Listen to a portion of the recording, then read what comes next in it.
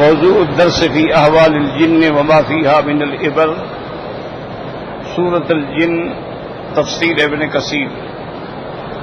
الحمد لله رب العالمين، والصلاة والسلام على أشرف الأنبياء وسيد المرسلين سيدنا محمد وعلى آله وأصحابه أجمعين۔ اللهم صل على سيدنا محمد وعلى آل سيدنا محمد كما صليت على إبراهيم وعلى آل إبراهيم في العالمين إنك حميد مجيد۔ أعوذ بالله من الشيطان الرجيم، بسم الله الرحمن الرحيم۔ وأنا ظننا أن لن نعجز الله في الأرض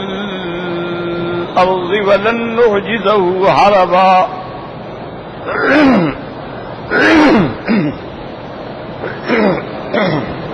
وأنا لما سمعنا الهدى آمنا به فمن يؤمن بربه فلا يخاف بخسا ولا رهقا وأنا منا المسلمون ومنا القاسطون فمن أسلم فأولئك تحروا رشدا وأما القاسطون فكانوا لجهنم حطبا وأن لو استقاموا على الطريقة لأسقيناهم ماء غدقا لنفتنهم فيه ومن يعرض عن ذكر ربه يسلكه عذابا صعدا۔ قال المؤلف والمفسر رحمه الله تعالى: أدام النفع بعلومه وعلومكم في الدارين آمين، إلى أن قال: والقول الثاني وأن لو استقاموا على الطريقة الزلال لأسقيناهم ماء غدقا لأوسعنا عليهم الرزق استدراجا۔ جیسا میں نے کل عرض کیا تھا کہ مفسر رحمۃ اللہ علیہ فرماتے ہیں اس آیت کے دو ترجمے ہیں۔ وَأَلَّوْ اسْتَقَامُوا عَلَى الطَّرِيقَةِ، اگر وہ طریقہ اسلام پہ قائم رہے تو ہم ان کو رزق عطا فرمائیں۔ ایک یہ قول۔ ایک قول یہ ہے کہ وَأَلَّوْ اسْتَقَامُوا عَلَى الطَّرِيقَةِ، اگر وہ اسی طرح نعوذ باللہ ثم نعوذ باللہ گمراہی کے طریقے کے جمے رہے پھر بھی ہم ان کا رزق بڑھا دیں گے استدراجن، کیونکہ کبھی اللہ تبارک و تعالی اس لیے بھی رزق بڑھا دیتے ہیں کہ وہ اور زیادہ گمراہی میں مبتلا ہو جائیں۔ جیسے اللہ فرماتے ہیں فلما نسوا ما ذکروا بہ، جب انہوں نے چھوڑ دیا جس کے ساتھ ان کو ڈرایا گیا تھا، فتحنا علیہم ابواب کل شیء حتی اذا فرحوا بما اوتوا اخذناہم بغتۃ فاذا هم مبلسون۔ ہم نے ان کے لیے رزق کے ہر دروازہ کھول دیا، اور جب وہ اس میں خوش ہو گئے، جو چیزیں ان کو ملیں اور سب کچھ بھول گئے، تو اللہ کے عذاب نے اچانک ان کو پکڑ لیا۔ وَكَقَوْلِهِ تَعَالَى يَحْسَبُونَ أَنَّمَا نُمِدُّهُم بِهِ مَالٍ وَبَنِينَ نُسَارِعُ لَهُمْ فِي الْخَيْرَاتِ بَل لَّا يَشْعُرُونَ۔ جیسے کافر یہ گمان کرتے ہیں کہ ہم ان کے مال میں، اولادوں میں جو برکت دے رہے ہیں شاید وہ حق پہ ہیں، یہ ان کے غلط خیال ہے، بلکہ وہ سمجھتے ہی نہیں ہیں کہ کبھی اللہ پاک جو ہے استدراجن بھی دولت عطا فرما دیتی۔ وہذا قول ابی مجلس لاحق ابن حمید فإنه قال في قوله تبارك وتعالى وأن لو استقاموا على الطريقة طريقة الضلالة۔ رواه ابن جرير وابن ابي حاتم وحقاه البغوي عن الربيع بن انس وزيد بن اسلم الكلبي بن كيسان وله اتجاه ويتأيد بقوله نفتنهم فيه۔ تو اب مفسر فرماتا ہے کہ اس قول کی بھی یعنی وجہ بن سکتی ہے، دو ترجمے ہو گئے، اگر وہ سیدھے رستے پہ رہتے ہم ان کے رزق میں برکت دیں، یا معنی یہ ہے کہ اگر وہ اسی دلال پہ جمے رہے پھر بھی ہم رزق کھول دیں گے تاکہ ان کے لیے امتحان ہوگا۔ وَمَن يُعْرِضْ عَن ذِكْرِ رَبِّهِ يَسْلُكْهُ عَذَابًا صَعَدًا عَذَابًا مُشَقًّا شَدِيدًا مُوجِعًا مُؤْلِمًا، اور جنہوں نے اللہ کے ذکر سے اعراض کیا، کفر اختیار کیا، ایمان نہ لے آئے، تو ہم ان کو ایسے عذاب میں ڈالیں گے جو سخت شدید ہوگا، سخت دردناک ہوگا، سخت تکلیف دینے والا ہوگا۔ وقال ابن عباس و مجاہد و اکرامۃ و قتادہ بن عذاب صادن مشقت اللہ راتما، ایسا عذاب کہ پھر جس میں کوئی راحت نہیں ہوگی۔ وان ابن عباس جبل فی جہنم،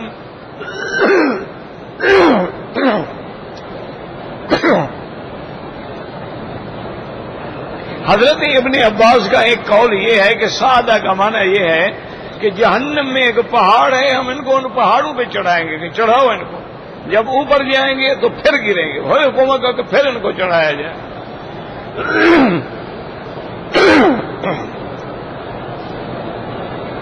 وان سعید بن جبیر بئر فیہا، وہ کہتے ہیں کہ صاحب سخت کا معنی ہے کہ جہنم میں ایک کنواں ہوگا جن میں ان کو ڈالا جائے گا۔ وَأَنَّ الْمَسَاجِدَ لِلَّهِ فَلَا تَدْعُوا مَعَ اللَّهِ أَحَدًا وَأَنَّهُ لَمَّا قَامَ عَبْدُ اللَّهِ يَدْعُوهُ كَادُوا يَكُونُونَ عَلَيْهِ لِبَدًا قُلْ إِنَّمَا أَدْعُو رَبِّي وَلَا أُشْرِكُ بِهِ أَحَدًا قل إني لا أملك لكم ضرا ولا رشدا قل إني لن يجيرني من الله أحد ولن أجد من دونه ملتحدا إلا بلاغا من الله ورسالاته ومن يعص الله ورسوله فإن له نار جهنم خالدين فيها أبدا حتى إذا رأوا ما يوعدون فسيعلمون من أضعف ناصرا وأقل عددا۔ قال المؤلف المفسر رحمه الله تعالى أدام النفع بعلومه وعلومكم في الدارين آمين۔ يقول تعالى آمرا عباده أن يوحدوه في محال عبادته ولا يضمه أحد يشرك به۔ اب اللہ پاک اپنے بندوں کو ہدایت دیتی ہیں، اللہ تبارک و تعالیٰ اپنے بندوں کو حکم دیتی ہیں کہ اللہ کی عبادت کریں، خالص اللہ کی عبادت، اور اللہ کے ساتھ کسی کو شریک نہ بنائیں۔ کما قال قتادہ فی قولہ تعالی وَأَنَّ الْمَسَاجِدَ لِلَّهِ فَلَا تَدْعُوا مَعَ اللَّهِ أَحَدًا۔ قال كان اليهود والنصارى إذا ذكروا كنائسهم بها وشركوا بالله فأمر الله نبيه أن يوحدوا وحده۔ اللہ پاک نے فرمایا کہ یہ مساجد جو ہیں یہ اللہ کے لیے ہیں، ان کے اندر اللہ کے سوا کسی کی عبادت نہ کی جائے۔ یہود اور نصرانی جب اپنے کنیسہ میں، جب اپنے گرجے میں داخل ہوتے تھے، اللہ کے ساتھ شرک کرتے تھے، اللہ نے اپنے پیارے نبی حضرت محمد مصطفیٰ صلی اللہ علیہ وسلم کو حکم دیا کہ اپنی امت کو سمجھائیں کہ اللہ کی عبادت کریں اور کسی کو شریک نہ بنائیں۔ وقال ابن ابي آدم ذكر علي بن حسين حدثنا اسماعيل بن بنت السدي قال اخبرنا سمار السدي عن ابي مالك انه بشان بعد قوله وان المساجد لله فلا تدعوا مع الله احد قال لم يكن يوما ندر في الارض مسجد الا المسجد الحرام مسجد ایلیا بیت المقدس۔ اس قول میں ہے کہ جب یہ آیت اتری ہے تو اس وقت، اس آیت کے اترنے کے وقت زمین میں کوئی مسجد نہیں تھی مگر مسجد الحرام اور مسجد بیت المقدس۔ وقال مشکات الدین یا رسول اللہ صلی اللہ علیہ وسلم کا صلوات فی مسجد کا فانزل اللہ تبارک و تعالی وان المساجد للہ فلا تدعوا مع اللہ احدا۔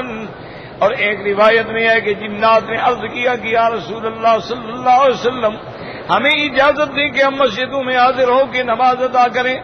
آپ نے فرمایا کہ آئیں لیکن لوگوں کے ساتھ اختلاط نہ کریں اور خالص اللہ کی عبادت کریں۔ وقال ابن جریر بن حمید قال حدثنا مہران قال حدثنا سفيان اسماعيل بن خالد محمود سعيد بن جبير وأن المساجد لله فلا تدعوا مع الله أحدا قال قال الجن لنبي الله صلى الله عليه وسلم كيف لنا أن نأتي مسجدا نحن ناؤون أي يريدون عنك وكيف نشهد الصلاة نحن ناؤون عنك ونزلت وأن المساجد لا تدعوا مع الله أحدا. ایک روایت یہ بھی ہے کہ جنات نے عرض کیا حضور صلی اللہ علیہ وسلم سے کہ یا رسول اللہ ہم کیسے مسجدوں میں پہنچے، ہم آپ سے بہت دور ہیں، اور کیسے اب یعیدون عنک، اور کیسے آپ کے پاس آئیں، وکیف نشهد الصلاۃ ونحن ناؤون عنک ونظن المساجد للہ، کہ سب مسجدیں اللہ کے لیے ہیں، جہاں بھی کوئی ہے اللہ کے سوا کسی غیر کو نہ پکاریں. یاد رکھیں کہ اس میں دو قول ہیں، اچھی طرح سمجھ لیں. ایک تو یہ ہے کہ مساجد سے مراد یہ مسجدیں ہیں، جیسے انما یامر مساجد اللہ، ان کو مساجد بھی کہا گیا، ان کو اللہ کا گھر بھی کہا گیا.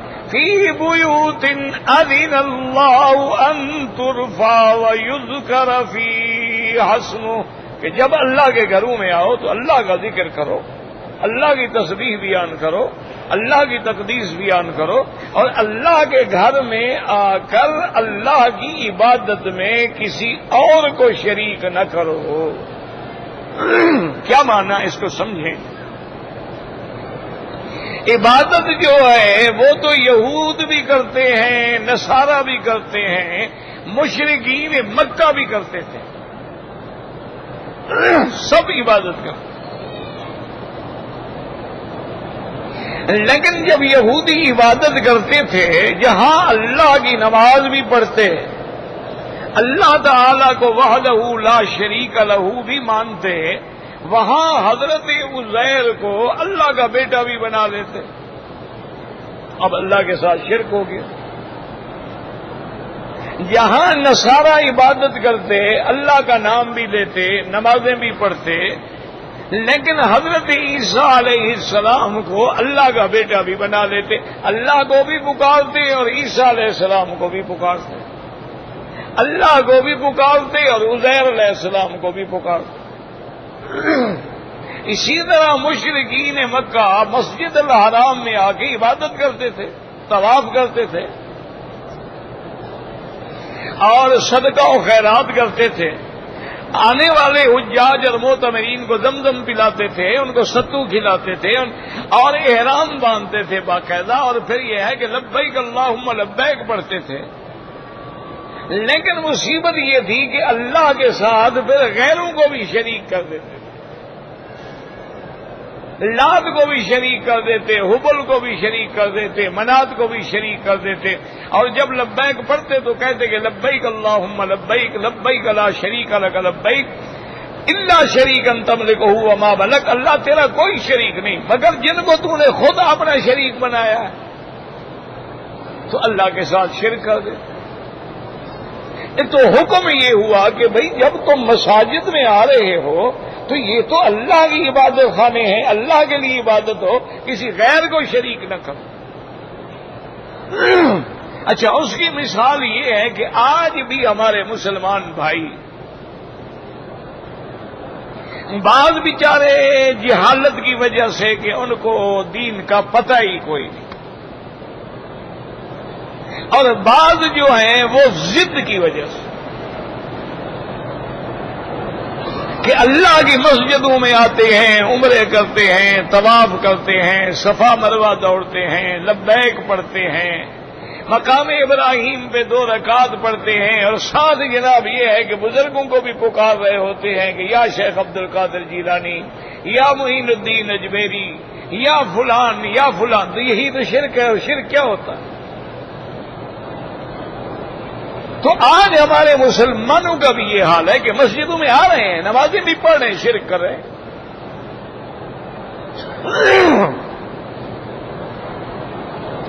اب ایک آسان سا مسئلہ سمجھ لیں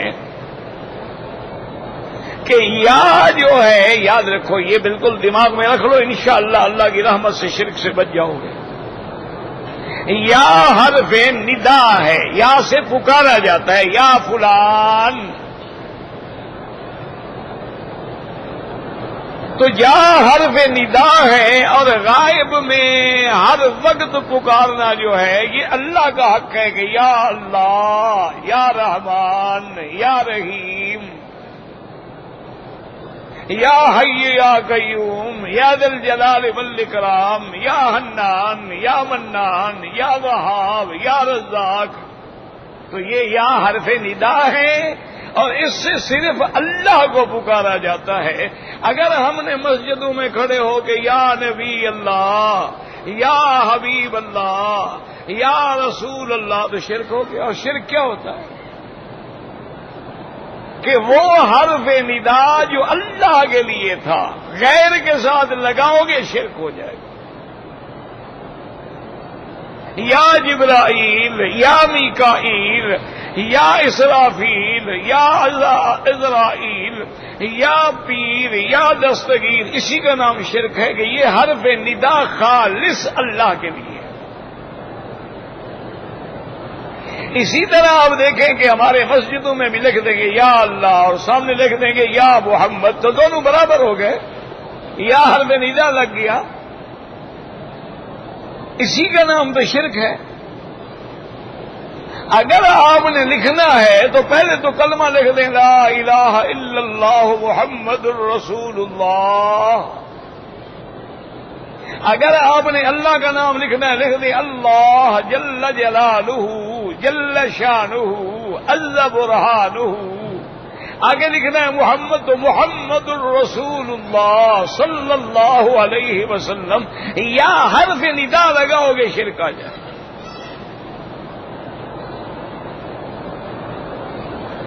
اب یہ بعض حضرات جو ہیں وہ دھوکہ دیتے ہیں. دیکھو جی حدیث میں ہے، صحابی نے آ کے کہا کہ یا رسول اللہ، حضرت ابو ہریرہ نے کہا یا رسول اللہ. تو دیکھو جی وہ تو حضور کو زندگی میں اللہ کے بندے سامنے کھڑے ہو کے کہہ رہے ہیں. بات یہ ہے شرک تب ہوگا جب غائبانہ پکارو گے. اب بھی اگر کوئی روضہ رسول پہ سامنے کھڑے ہو کے صلاۃ و سلام پڑھے الصلاۃ والسلام علیک یا رسول اللہ، وہ تو شرک نہیں ہے. شرک تو تب ہوگا کہ غائبانہ اپنے گھر میں بیٹھ کے پکار رہا ہے. یہ حق صرف اللہ کا ہے، اس کا حکم ہے کہ ادعوا ربکم، صرف مجھ سے مانگو، مجھ کو پکارو. قال ربکم ادعونی استجب لکم، تمہارے رب کا فرمان ہے مجھے پکارو، میں تمہاری پکار سنوں گا. امن یجیب المضطر اذا دعاہ، پریشان حال کی پکار کون سنتا ہے؟ اور سارا قرآن پڑھ کے دیکھ لیں کہ حضرت آدم علیہ السلام پہ مشکل آئی تو کس کو پکارا؟ حضرت یونس علیہ السلام پہ مشکل آئی تو کس کو پکارا؟ حضرت یعقوب علیہ السلام پہ مشکل آئی تو کس کو پکارا؟ حضرت یوسف علیہ السلام پہ مشکل آئی تو کس کو پکارا؟ حضرت نوح علیہ السلام پہ مشکل آئی تو کس کو پکارا؟ میرے مدنی پاک نے میدان بدر میں کھڑے ہو کے کس کو پکارا کہ اللہم ان لم تنصرنا اليوم. تو ندا صرف اللہ کا حق ہے. جب بھی کسی غیر کے ساتھ حرف ندا غائبانہ لگاؤ گے شرک ہو جائے.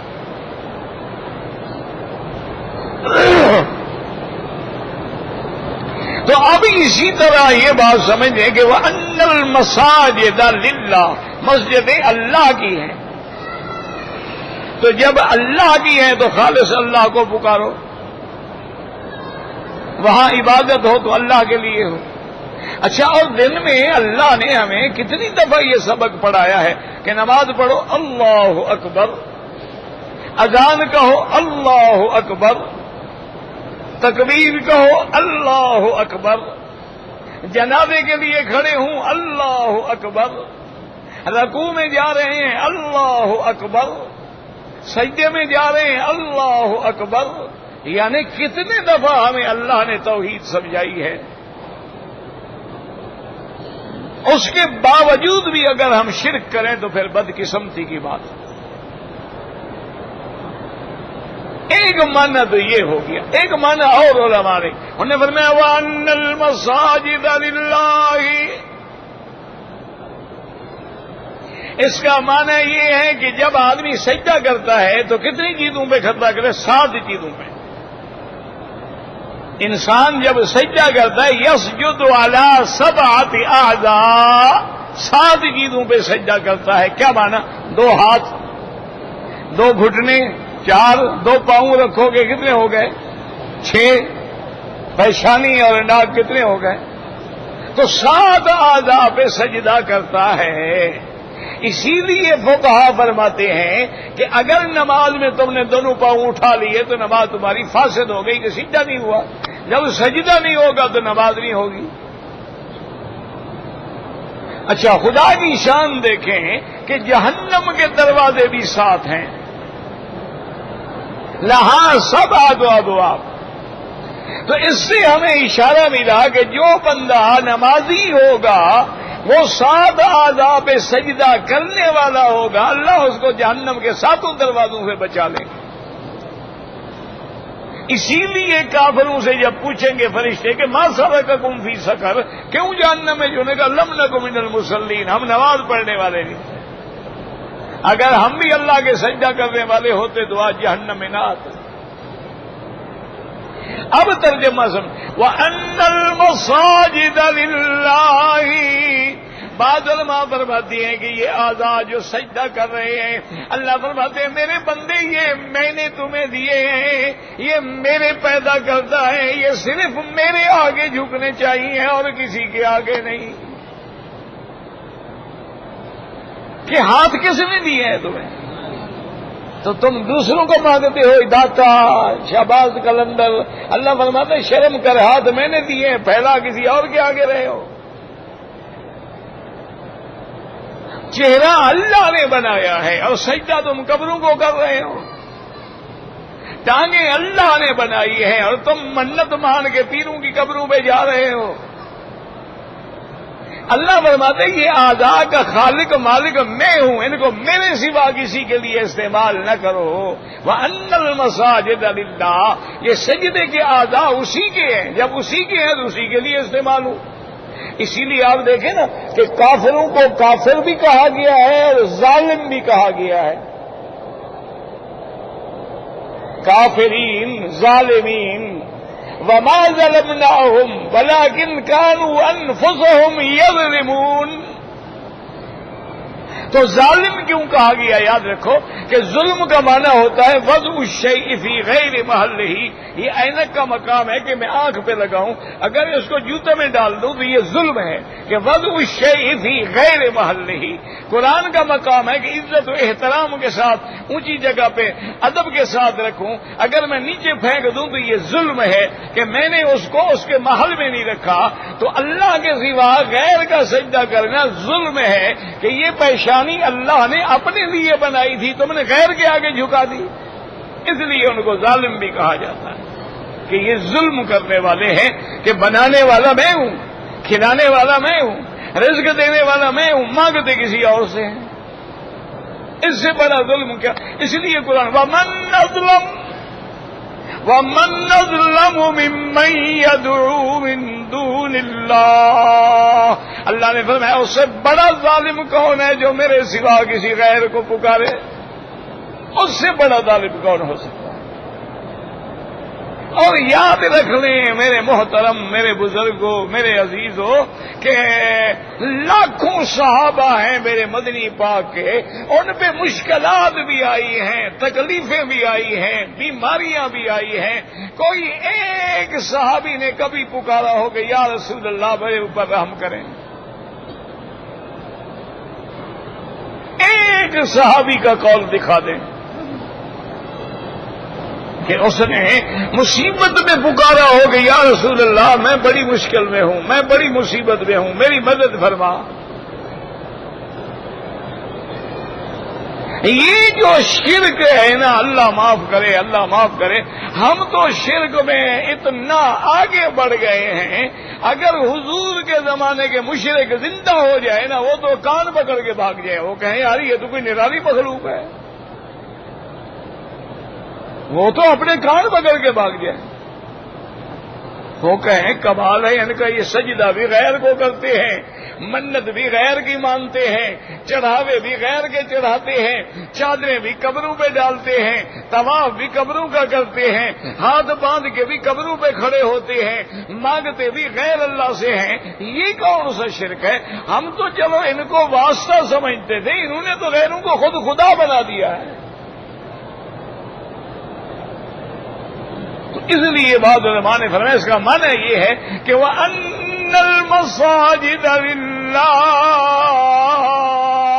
اچھا لفظ دیکھو کیا ہے، فلا تدعو. کیا معنی؟ اچھا تدعو بظاہر معنی تو ہے دعا کا،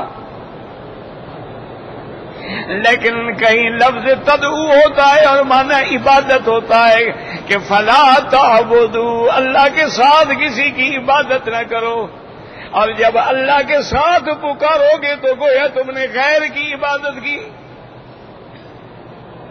اسی لیے دیکھیں اللہ فرماتے ہیں وَقَالَ رَبُّكُمُ ادْعُونِي أَسْتَجِبْ لَكُمْ. تیرا رب کہتا ہے ادعونی، مجھ کو پکارو. آگے کیا ہے؟ ان الذین یستکبرون عن عبادتی، اور جو تکبر کر کے مجھے نہیں پکارتے غیروں کو پکارتے ہیں، سیدخلون جہنم داخرین. اب قریب ان کو جہنم میں ہم ذلیل کر کے داخل کریں گے. تو وہاں لفظ تھا ادعونی، آگے آگے عبادت. تو معلوم ہوا کہ دعا ہی عبادت ہے. اسی لیے حضور نے فرمایا کہ الدعاء مخ العبادت ہے، کہ دعا تو گویا عبادت کا مغز ہے، اصل عبادت تو یہی دعا ہے. اب مفسر رحمۃ اللہ علیہ فرماتے ہیں وقال سفیان خصیفا امرت نظرت المساجد کلھا. وہ فرماتی ہیں تمام دنیا کی مسجدیں. وقال سعید بن جبیر نزلت فی اعضاء السجود، انہوں نے فرمایا جو سجدے کے اعضاء ہیں ان کے لیے نازل ہوئی ای ہی للہ ولا تسجدوا لغیرہ، یہ اعضاء اللہ کے لیے ہیں، اللہ کے سوا کسی کا سجدہ نہ کریں. وذكروا عند هذا القول الحديث الصحيح من رواية عبد الله بن طاووس نبي عباس رضي الله عنهما قال قال رسول الله صلى الله عليه وسلم امرت ان اسجد على 7 اعظم. میرے مدنی پاک نے فرمایا مجھے میرے اللہ نے حکم دیا ہے کہ میں 7 چیزوں پہ سجدہ کروں. على الجبهة اشار بيده الى انفه واليدين والركبتين واطراف القدمين. دونوں ہاتھ ہیں، دونوں گھٹنے ہیں اور دونوں پاؤں. اور اسی طرح میرے محترم بزرگوں مسئلہ سمجھ لو کہ یہ جو ہاتھ ہیں نا،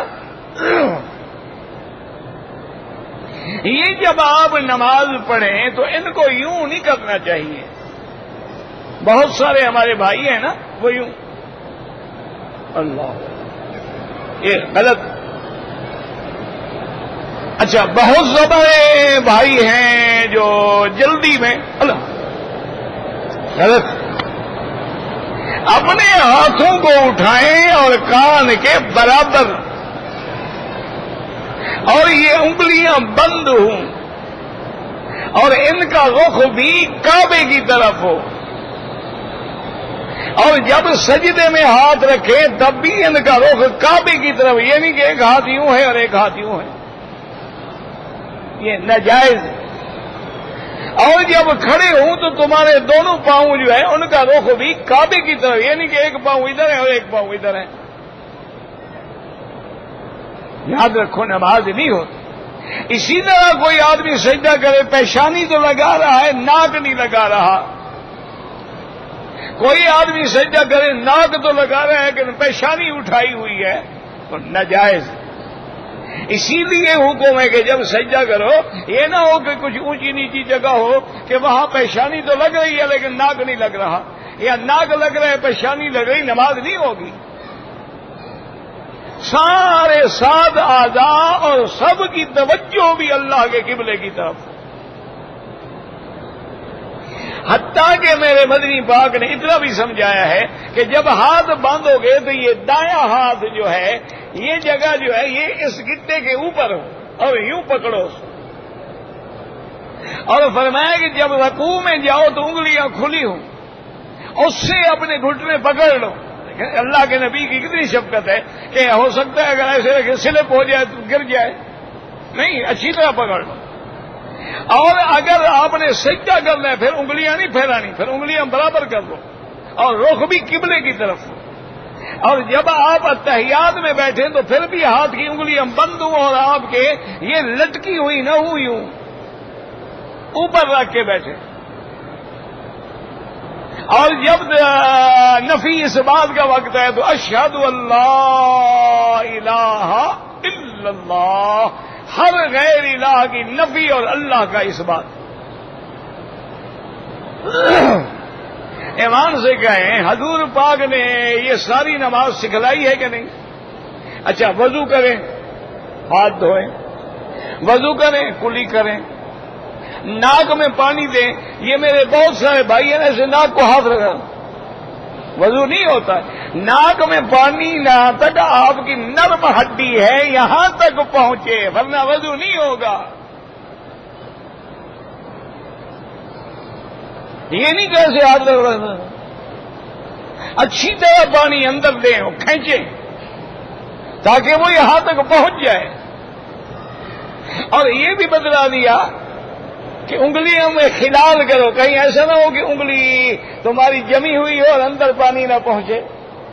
پاؤں کی انگلیوں میں بھی خلال کرو، کہیں ایسا نہ ہو انگلیاں ملی ہوئی ہوتی ہیں پانی اندر نہیں جاتا۔ انگوٹھی پہنی ہوئی، فرمایا اس کو ہلاؤ تاکہ اس کے نیچے پانی جائے۔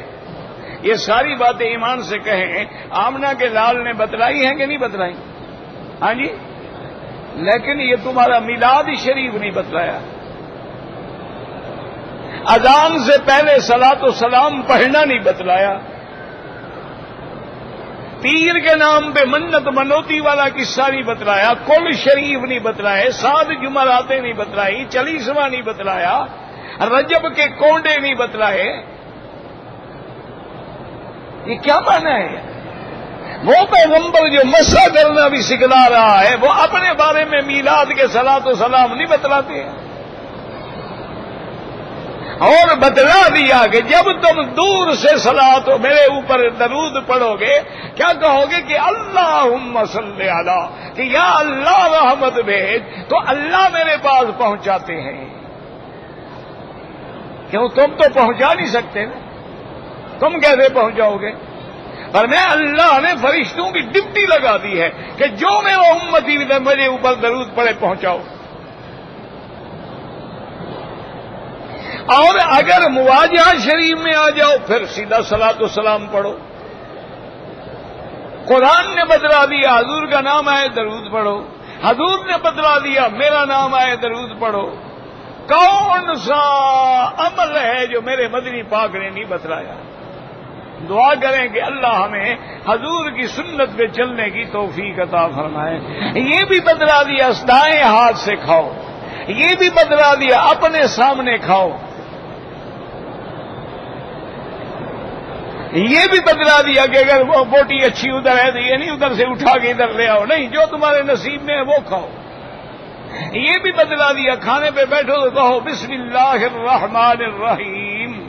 یہ بھی بتلا دیا جب کھانے سے فارغ ہو جائے تو الحمدللہ الذی اطعمنا وسقانا وجعلنا من المسلمین۔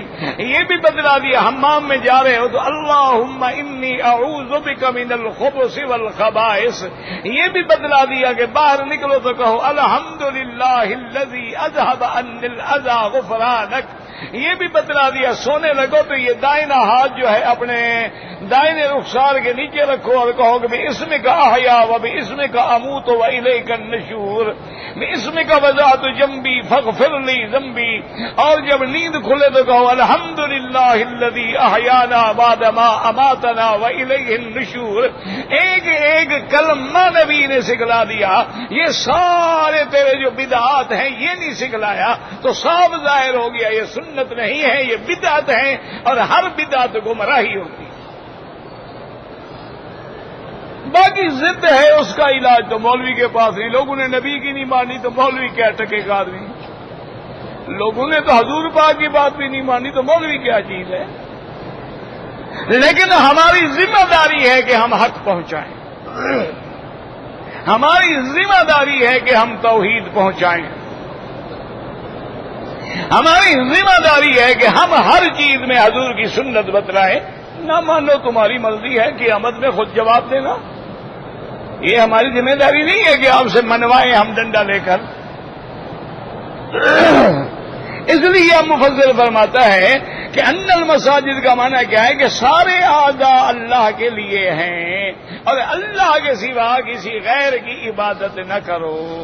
آقا فرماتے ہیں انه لما قام عبد الله قادوا يدعوه قادوا يكونون لبدا قال له في بعض يقول لما سمع النبي يتلو القرآن قادوا يركبونه من الحرص لما سمعوا يتلو القرآن ودروا منه فلم يعلم بهم حتى أتاه الرسول وجعل يقرئه۔ اب اللہ پاک نے فرمایا انه لما قام عبد الله، عبد اللہ کون ہے؟ محمد الرسول اللہ صلی اللہ علیہ وسلم۔ اسی لیے علماء نے لکھا ہے، ایک نکتہ ہے سمجھ لو، انہوں نے کہا یہی فرق ہے عیسیٰ ابن مریم علیہ السلام کا اور محمد مدنی صلی اللہ علیہ وسلم، کہ حضرت عیسیٰ نے کیا کہا تھا جب قوم آ گئی، انہوں نے آ کے اعتراض کیا، اما نے اشارہ کیا کہ بھائی فاشارت الیہ قالوا کیف نکلم من کان فی المہد صبیا، تو حضرت عیسیٰ نے کہا تھا انی عبد اللہ، اعتراض کرنے والوں میں اللہ کا۔ عیسیٰ علیہ السلام نے کیا کہا؟ میں اللہ کا، اور یہاں کہ اللہ فرماتے ہیں محمد میرا بندہ ہے۔ کتنا بڑا فرق ہے، نہیں سمجھ آیا؟ ایک آدمی کہے میں بادشاہ کا ملازم ہوں، بڑی بات ہے، لیکن اس سے بڑی بات ہے کہ بادشاہ کہے بھائی یہ میرا ملازم ہے، یہ بڑا اعزاز ہے۔ وہاں عیسیٰ علیہ السلام کہہ رہے ہیں کہ یہ میں تو اللہ کا بندہ ہوں، اور یہاں اللہ فرما رہے ہیں محمد میرا بندہ ہے۔ وَأَنَّهُ لَمَّا قَامَ عَبْدُ اللَّهِ، اور جب اللہ کی عبادت کے لیے حضور کھڑے ہوتے ہیں، جنات جو ہیں لبدا مانا غول در غول، جماعت در جماعت، سب کٹھے ہو جاتے ہیں حضور کے ارد گرد تاکہ حضور کی بات سنیں۔ حضور کو پتہ نہیں، اللہ نے خبر دی قل اوحی الی انہ استمع نفر من الجن، تو اس لیے بعض علماء نے فرمایا لبدا۔ اچھا، بعض علماء کہتے ہیں کہ مومن کٹھے ہو جاتے ہیں کہ حضور کی بات سنیں، اور بعض علماء نے فرمایا نہیں، جب حضور قرآن پڑھتے تھے تو مکے کے کافر غول در غول کٹھے ہو کے شور مچاتے تھے تاکہ قرآن کوئی نہ سن سکے۔ وَأَنَّهُ لَمَّا قَامَ عَبْدُ اللَّهِ إِلَى آخِرِهِ يستمعون القرآن هذا قول وهو مروي عن الزبير بن العوام رضي الله عنه وقال ابن جرير حدثني محمد بن معمر قال حدثنا ابو مسلم النبي وعن ابي بشر سعيد بن جبير بن باز قال الجن لقومهم لما قام عبد الله، جنات نے اپنی قوم سے کہا کہ جب میرا مدنی محمد مصطفیٰ کھڑے ہوتے ہیں، ہمارا يصلي وصحابه يركعون بركوعه ويسجدون بسجوده قال عجبوا من تبعية اصحابه لو قالوا قومهم لما قام عبد الله يقادوا يكونون عليه لبدا، انہوں نے کہا کہ ہم نے دیکھا جب محمد مدنی کھڑے ہوتے ہیں صحابہ کھڑے ہو جاتے ہیں، جب آپ رکوع میں جاتے ہیں صحابہ رکوع میں جاتے ہیں، جب آپ سجدے میں جاتے ہیں تو صحابہ سجدے میں جاتے ہیں، کیسے میرے مدنی کے غلام تابع ہیں۔ وقال لما قام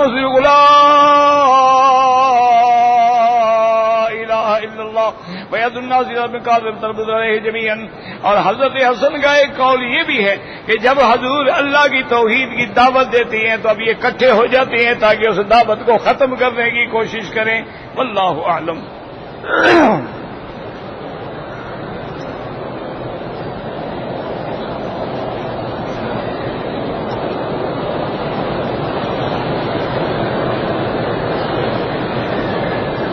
کہتے جی کہ پاکستان میں بیمہ کے بجائے یعنی انشورنس میں جو بیمہ کراتے ہیں اس کے بجائے تکافل کا نظام جاری کیا گیا ہے۔ اگر وہ شریعت کے اصولوں کے مطابق ہے تو بالکل اس کو اپنائیں، کیونکہ میں نے تو پڑھا نہیں نا کہ وہ نظام کیا ہے. اور جب تک آدمی اس کی ساری تفصیل پڑھ نہ لے تو کچھ نہیں کہہ سکتا. یہ تو آپ نے لکھا ہے نا کہ وہاں ایک نظام تکافل ہے. بھئی اس کی کیا شرطیں ہیں, کیا شرائط ہیں, اس کے تفاصیل کیا ہیں, لیکن انشاءاللہ اگر اسلام کے مطابق ہے تو ٹھیک ہے.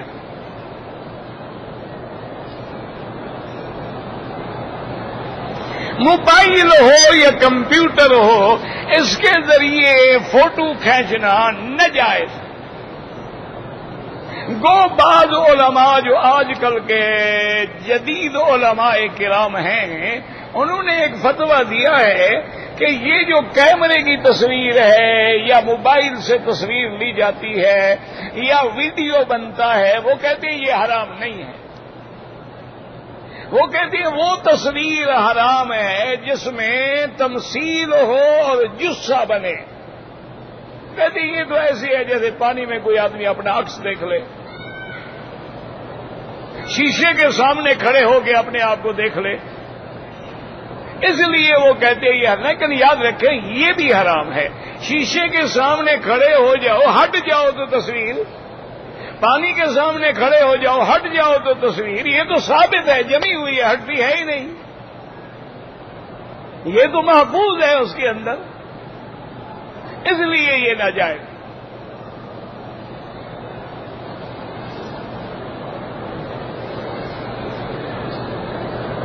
کہتے ہیں جی کہ اگر کوئی مسلمان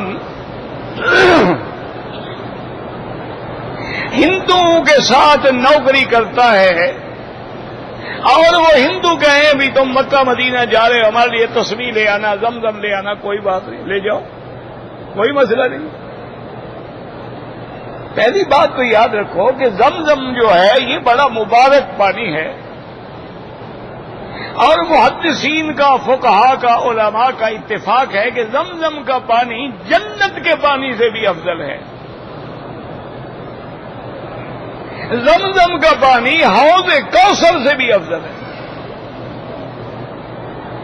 اور اس کی دلیل ہے علماء کے پاس. ایسے نہیں بات کہہ دیتے علماء, وہ کہتے ہیں جب سرکار دو جہاں کا سینہ مبارک شق کیا گیا تو جبریل علیہ السلام ساری چیزیں جو تھی آپریشن کرنے کے لیے ساری چیزیں جنت سے لے آئے, لیکن پانی زمزم سے لیا. تو اگر جنت سے پانی لے آتا تو جبریل تھک جاتا. معلوم ہوا کہ وہ جانتا تھا کہ زمزم کا پانی زیادہ افضل ہے, زیادہ افضل. رسول کا دل جو ہے وہ افضل پانی سے دھویا جائے. اس لیے وہ فرماتے ہیں کہ زمزم کا پانی تو حوض کوثر سے بھی افضل ہے. اور بعض اولیاء اللہ نے ایک لطیف بات کی ہے, یہ ان کا یعنی عاشقانہ بات ہے. بزرگوں کی تو عاشقانہ بات ہوتی ہے نا. اگر قرآن و سنت کے مطابق ہے تو آمنا باللہ, اور قرآن و سنت کے مخالف ہو تو کتنے بڑے بزرگ کی بات تو ہم نہیں مانیں گے. جیسے ایک بزرگ نے بڑی عجیب بات کہی, انہوں نے کہا یہ ابلیس لعین جو تھا اس میں 3 عین تو تھے, چوتھی عین نہیں تھی. اگر چوتھی عین ہوتی تو یہ بھی بچ جاتا گمراہ ہونے سے. انہوں نے کہا پہلی عین تو یہ ہے کہ عالم تھا, تو عالم والی عین تو تھی, اس میں فرشتوں کے ساتھ رہتا تھا.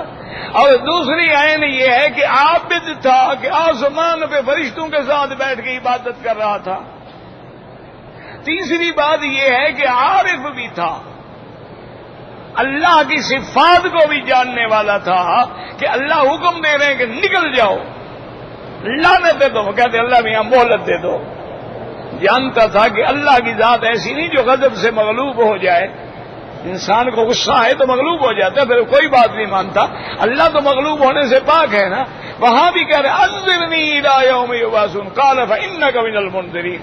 تو عارف بھی تھا. انہوں نے کہا چوتھی عین نہیں تھی. وہ کون سی؟ کہ عاشق نہیں تھا. اگر عاشق ہوتا اپنے رب کا تو کبھی گستاخی نہ کرتا. اور یہ ایسی بات نہیں ہوتی, اللہ والوں کی بھی کچھ دلیل ہوتی ہے کہ وَمِنَ النَّاسِ مَن يَتَّخِذُ مِن دُونِ اللَّهِ أَندَادًا يحبونهم كحب الله والذين آمنوا أشد حبا لله. ایمان والے سب سے زیادہ محبت کیسے کرتے ہیں؟ تو پھر اللہ محبوب ہو گیا کہ نہیں ہو گیا؟ وہ تو اللہ کے ہر حکم پہ عاشق ہوتے ہیں. عاشق کا کام تو جان لینا ہے نا، عاشق کا کام چوری کھانا تو نہیں ہے نا حضرت. یہ حلوہ شریف جو کھاتے ہیں نا عاشق نہیں ہوتے ہیں، یہ تو مداری ہیں، کاروباری ہیں. عاشق تو سوکھی روٹیاں کھا کے توحید سناتا ہے، یہ حلوہ کھا کے بھی حق نہیں سناتا. عاشق تو وہ ہے جو مکے کے پہاڑوں میں انگاروں پہ تڑپتا تھا اور کہتا تھا احد احد احد. اور امیہ ابن خلف کہتا تھا بلال میں تیرے وجود کا ٹکڑے ٹکڑے کر دوں گا. اور بلال کہتا تھا امیہ یہ شوق بھی پورا کر کے دیکھ لے. بلال کی بوٹی بوٹی تڑپے گی اور کہے گی احد احد احد. یہ عاشق تھے. تم ہم عاشق ہیں. ہاتھ باندھ کے ایئر کنڈیشن میں کھڑے ہو جائیں گے. اگر سپیکر ہو تو صلاۃ و سلام پڑھیں گے، سپیکر نہ ہو مجالے پڑھیں. یہ کون سا عشق ہے میرے بھائی؟ یہ کون سا عشق ہے کہ جناب ساتھ کھانے سامنے رکھو تو مولوی صاحب ختم شریف پڑھتا ہے، کھٹی رسی رکھو سامنے کو پڑھو ختم شریف.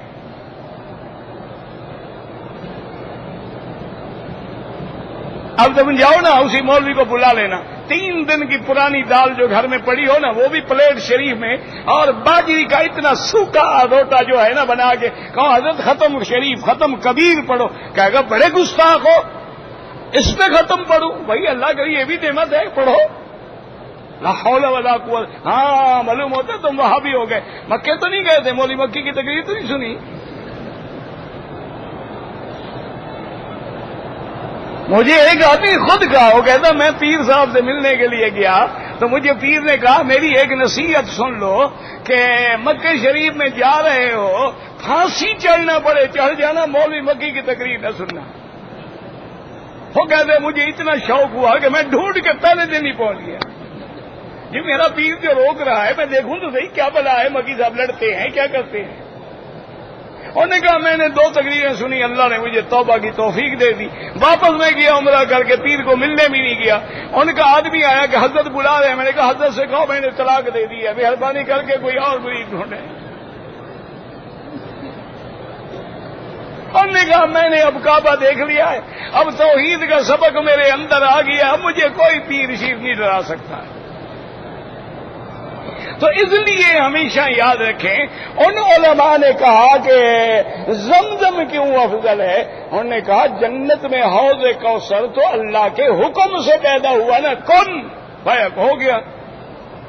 لیکن نے کہا زمزم میں حکم خدا بھی ہے اور نبی کی طرف بھی ہے کہ اسماعیل تڑپ رہا ہے،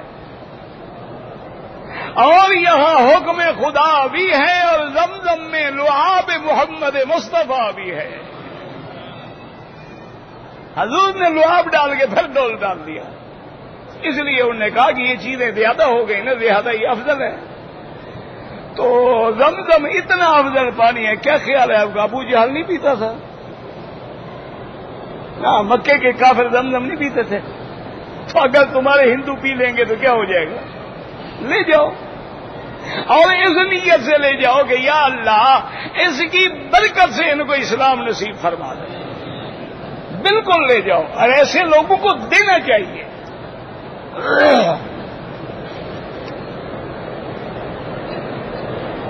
بس مسا نہیں کیا دوبارہ وضو کرے، یا وضو کے بعد فوراً بھی کر لے تو ہو جائے گا.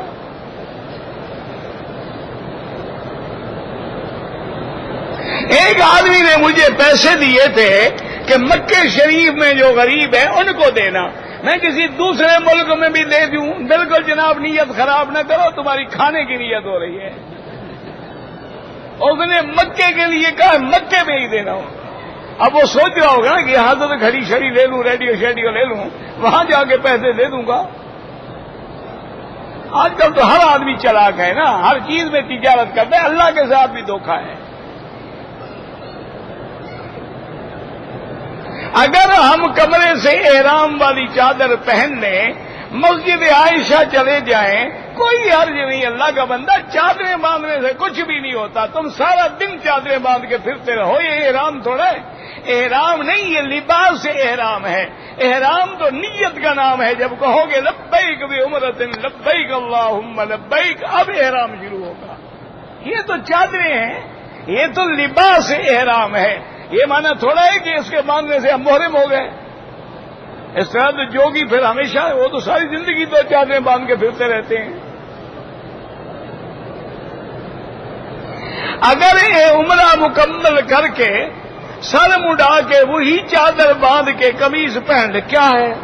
عمرے سے فارغ ہو گئے، احرام کی چادریں تمہاری چادریں ہیں، جیسے مرضی ہے استعمال کرو۔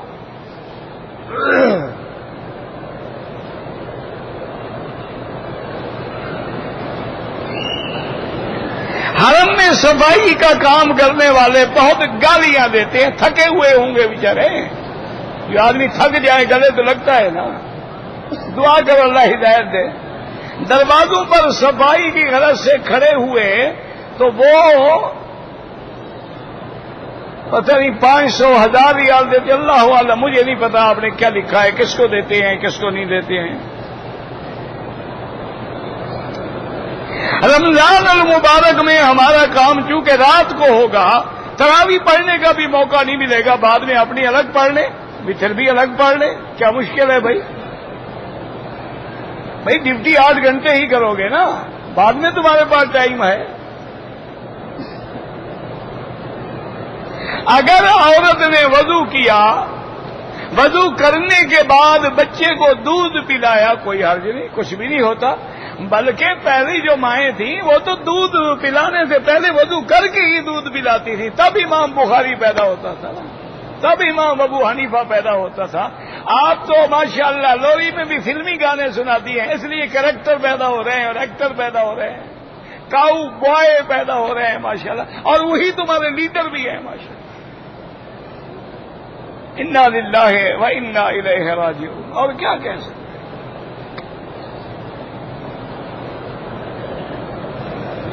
مجھے تلبیہ پڑھنا نہیں آتا، لبیک لبیک کہتے ہو، یہ تو مشکل نہیں ہے، سارا نہیں آتا نا، ایک لفظ تو یاد کر سکتے ہو، لبیک لبیک لبیک لبیک، بس۔ اللہ میاں مجھے نہیں آتا، جو آتا ہے میں پڑھ رہا ہوں۔ آدمی اپنی بیوی کے ساتھ جھوٹ بول سکتا ہے، بالکل جناب، مزے کرو۔ یہ اتنا عرصہ جو تم نے گزارا ہے، جھوٹ بول کے ہی تو گزارا ہے۔ مسئلہ پوچھ رہے، اب آئے ہو مکی صاحب سے، بالکل جناب بیوی کے ساتھ جھوٹ بول سکتے ہیں۔ یہ سارا دن جو کچھ باہر کرتے ہو، کبھی بیوی کو بتایا ہے؟ وہ تو سمجھتی ہے فرشتہ ہے، ہمارے تو ہر عمل میں جھوٹ ہے۔ یہ کہتے ہیں بیوی کسی غیر کو نہ دیکھے، میں چاہے سارا دن نظارے لوٹتا رہوں، اور جب تم کسی غیر کی بیوی بہن کو دیکھو گے، تمہاری بیوی بہن کو بھی دیکھا جائے گا۔ اس لیے ہے کہ من زنا زنیا، جو زنا کرتا ہے اس کے خاندان سے بھی زنا ہوگا، یاد رکھ لو یہ بات۔ طواف کے دوران میں نے 7 کے بجائے 8 چکر بھول کے لگا لیا، کوئی بات نہیں۔ اگر مہمان گھر میں آئے اور وہ بچوں کو کچھ ہدیہ دے دے، پیسے دے دے، کوئی حرج نہیں، خوشی دے دے، تم ویسے وصول نہ کرو کرایہ گھر کا نہ روٹی کا۔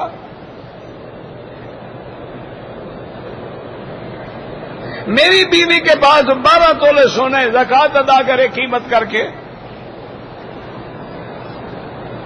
اگر ہم نے عصر اور فجر کی نماز کے بعد کوئی نماز نہ پڑھے، حنفی مسلک میں، باقی ائمہ کے نزدیک جائز ہے۔ میری چپل گم ہو گئی ہے، بھائی احتیاط کرو، لوگوں کی نہ اٹھاؤ، کیوں اپنا عمرہ خراب کرتے ہو؟ کپڑے میں لپیٹو، تھیلی میں لپیٹو، ساتھ رکھو۔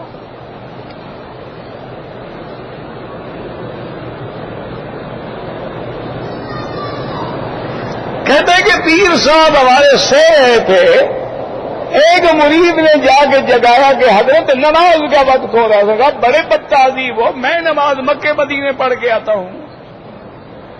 تو جب کھانے کا وقت آتا نا چائے کا، بالکل پیر صاحب کو کچھ نہ دو، وہ پھر پڑھے وہ بھائی چائے لاؤ، نے کہا جی چائے مکے مدینے میں تو بہت ملتی ہے، اب نماز پڑھنے جو گئے تھے وہاں پی کے نہیں آئے، روٹیاں ہماری توڑتے ہو، نمازیں پڑھنے وہاں جاتے ہو، بالکل کچھ نہ کہو جی وہاں گہوا ملتا ہے، چائے ملتی ہے زبردست، بڑی بڑی اعلیٰ کھجوریں ملتی ہیں، حضرت آپ وہیں کھا کے آیا کریں، ہمارے پیسے نہ حرام کرو۔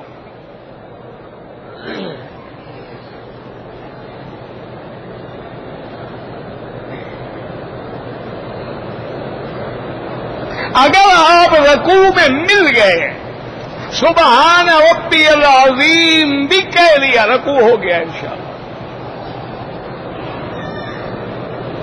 کئی شیعہ کئی قسم کے ہیں، جو منکر قرآن ہیں، منکر سیدہ عائشہ ہیں، منکر صحبت ابی بکر ہیں، وہ کافر ہیں۔ باقی تو شیعہ کی 300 قسمیں ہیں۔ کہتے ہیں جی کہ سبز پگڑی جو پہنتے ہیں، ٹھیک ہے جو پگڑی تو پہنتے ہیں یار، تم ان کی پگڑی کیوں اتروانا چاہتے ہو؟ جو تم انگریزی بال کٹنگ کرا کے کچھ بھی نہیں پہنتے ہو، پھر بھی وہ پگڑی تو پہن رہے ہیں نا۔ باقی حضور پاک نے کبھی سبز پگڑی نہیں پہنی، لیکن پہنتے ہیں، پہننے تو کیا ہو گیا؟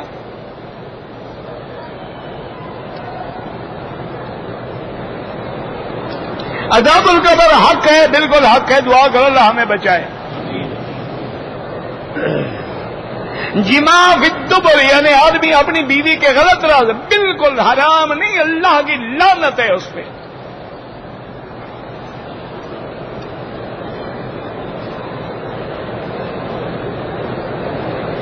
وقوف مزدلفہ سے پہلے یعنی مزدلفہ نہیں پہنچ سکتے، وہ مجبور ہیں، گاڑی جام ہو گئی، راستہ نہیں ملا، کوئی دم نہیں،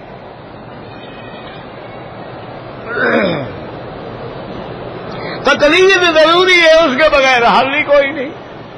یا آدمی مجتہد ہوگا یا مقلد ہوگا، یا تو اتنا بڑا عالم ہونا کہ خود اجتہاد کرے، اور اگر نہیں تو پھر تقلید کے بغیر چارہ ہی کوئی نہیں۔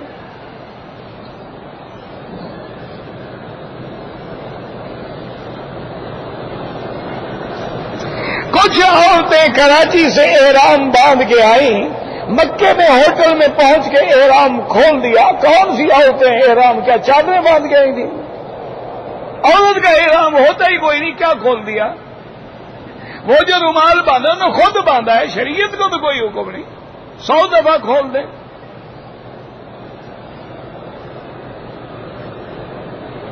اگر صفا مروہ دوڑنے کے بعد عورتیں ایک دوسرے کے بال کاٹیں، بالکل جائز ہے۔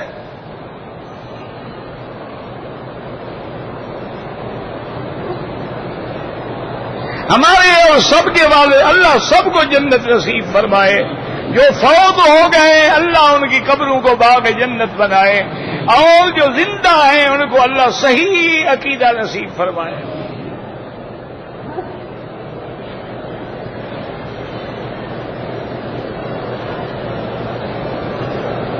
اذا انت تستقبلهم بجدہ فلا يلزم عليك الاحرام۔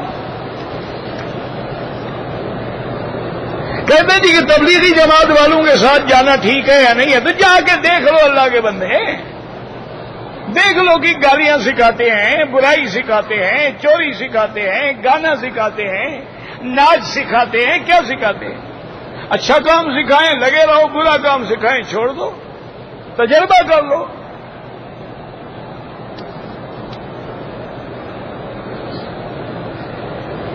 میں نے پہلا عمرہ کیا ہے، سر منڈایا نہیں، کٹنگ کی، اگر سارے سر سے کٹنگ کی تو ٹھیک ہے، ٹک لگائے تو دم پڑ گئی۔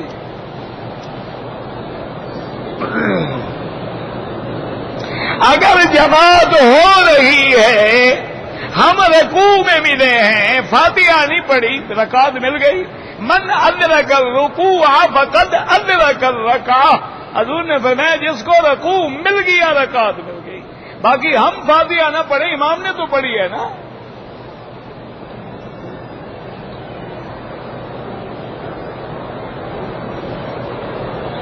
حضرت عمر، حضرت ابو بکر، حضرت عثمان، حضرت علی نے کبھی نماز تراویح جماعت سے نہیں پڑھی، لا حول ولا قوت۔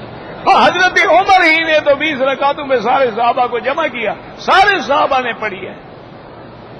نہیں، تمہیں یہ خدشے کیوں پڑتے ہیں؟ نہ پڑھو، لوگوں کو تو معلوم نہ کرو۔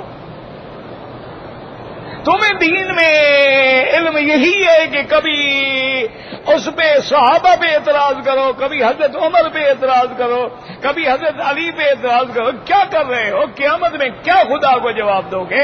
یہ تو اللہ نے کہ اللہ کے نبی نے فرمایا کہ میرے خلفائے راشدین کی سنت کو پکڑو، تو حضرت عمر نے اجماع کر دیا، بات ختم ہو گئی، سارے صحابہ پڑھتے تھے۔